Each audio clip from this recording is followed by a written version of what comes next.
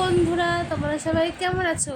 জানো বন্ধুরা, আজ কিন্তু খুব গরম পড়েছে। দেখো, তার জন্য আমার বোন একটু ঘোল বানিয়ে নিয়েছি। তারপরে আরও আছে, কিন্তু একটা নতুন রেসিপি তৈরি করছি আমি।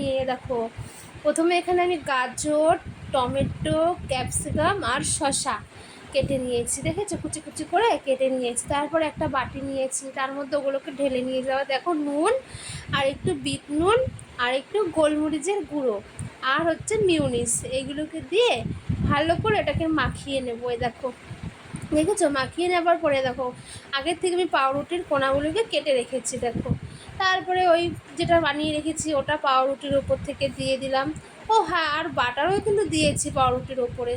তারপরে দেখো, এটাকে লাগিয়ে নিয়ে তারপরে ওই পাউরুটিটাকে এর উপরে দিয়ে দেবো, দিয়ে তারপরে ছুরি দিয়ে কেটে নেব, স্যান্ডউইচ টাইপের অনেকটা।